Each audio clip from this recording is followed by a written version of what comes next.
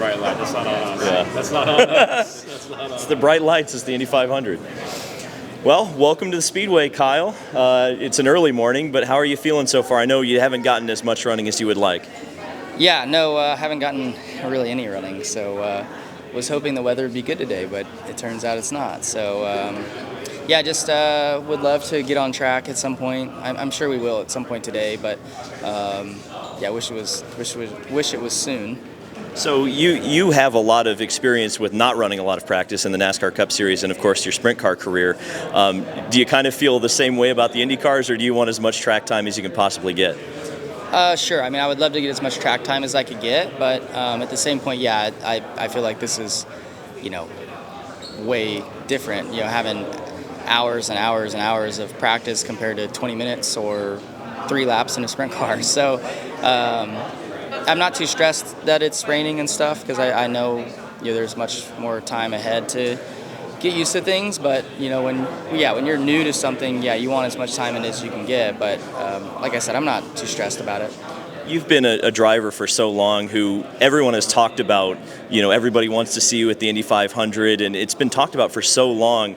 Does it even feel real that it's actually happening finally?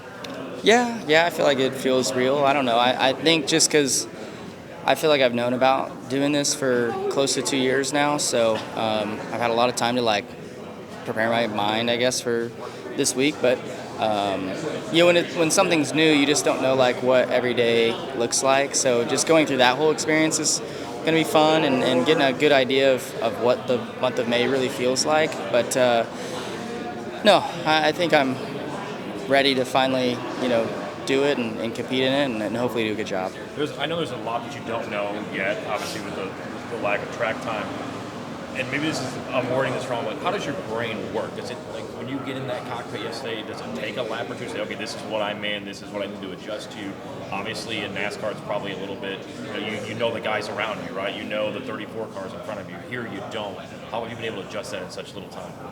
Yeah, I mean, for me, everything happens so quick because it's not natural to me. Just leaving the pit stall to do the install lap, everybody leaves at the same time, and people are already getting to my outside on pit lane. I'm like, what the hell? It's just I thought we'd get up to speed here together, and then too, then you do your install stuff and pit, whatever, and then you go out and they're already at speed, so then you're having to wide open as soon as you're on the track, and there's just no time to build up to that because they're all comfortable and they can go hard right away, where I would like to build up to it a little bit slower, but you can't. So no, but it's all that will become more natural with each rep that I get.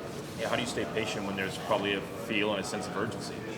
Yeah, I don't know. I feel like I stay patient. It's just once it's time to go, then you're you gotta go. So yeah, I think I don't know. It's been all fine. I really haven't gotten enough time yet to get super comfortable. I think it'll take a day to get comfortable with how people do things. Someone who championed you to run this race was the late Robin Miller. I'd like you to just speak on him a little bit. We all miss him, and certainly it's disappointing that he didn't get to see you run this race. Yeah, definitely.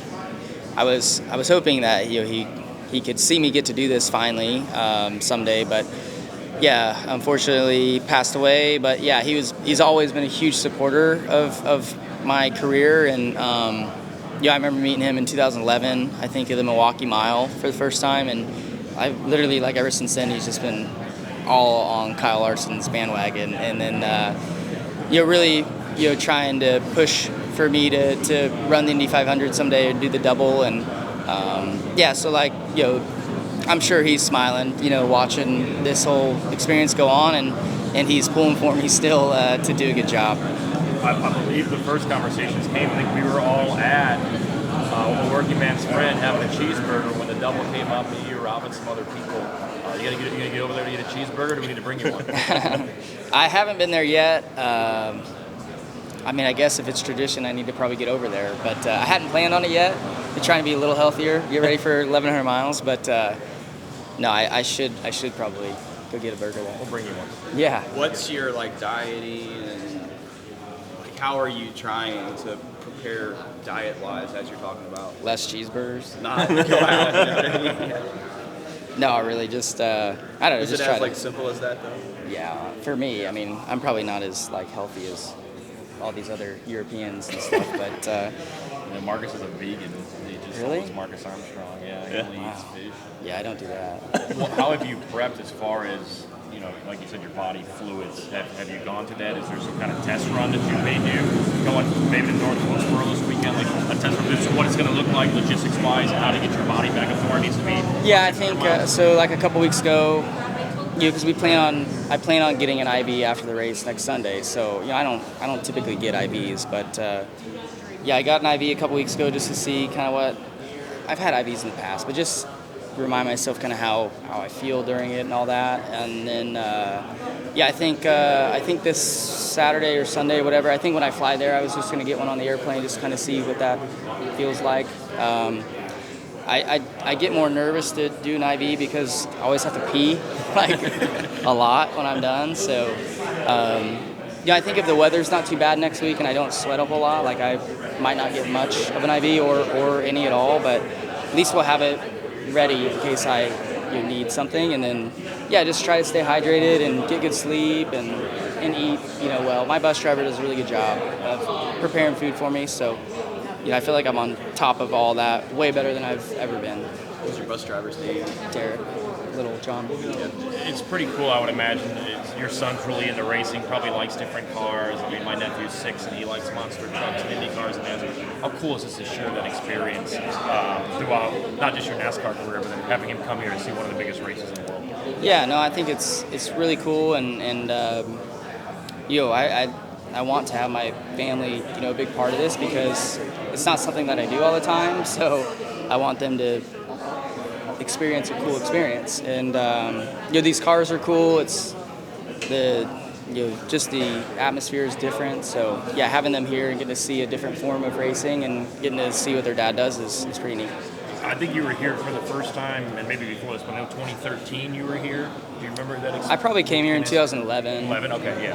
What was that experience like? What do you remember about coming here? I remember standing and looking, at cars go down into turn one. I was like, holy shit, this like they are fucking flying. So I remember that. Like I've never seen a car go through a corner that fast, and still I guess haven't. But it was pretty cool for sure. So I would come to one day of practice. I think in 2011. I think I came again in 2012 because I was living here at the time, and then in 13 I came here for the race. So a quick question: how much has TK been a help, especially with this kind of wacky schedule for the week? And have you asked Kurt Busch for advice because he was the last guy to do the doubles? Yeah, TK's been very helpful to me.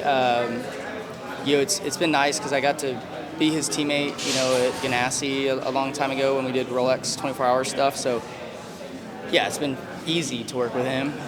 He's been really good at just making everything seem more simple than what engineers or media members make this thing out to be. So that's been really good. And then Kurt, I talked to him just a little bit a long time ago about it all and his experience, which is different than it was then. But I don't know. I really try to just learn things on my own sometimes, and I feel like that's the best way for me to figure things out. Just to learn it on the go rather than have all these expectations of what stuff might be like. Are there any other big races on the bucket list? Would you like to try Le Mans or something? Yeah, I mean, I think someday for sure I would like to do that. I think as I'm a full-time NASCAR racer, that's pretty impossible to do. But whenever my career's done, I'd give it a go. I bet Rick would take the Garage 56 back. Well, I would want to do it in a true race car. Where you're racing against other competitors and stuff. I think the Garage 56 stuff was really awesome, but you're not really competing against other people in the same category of cars. So I would like to do that.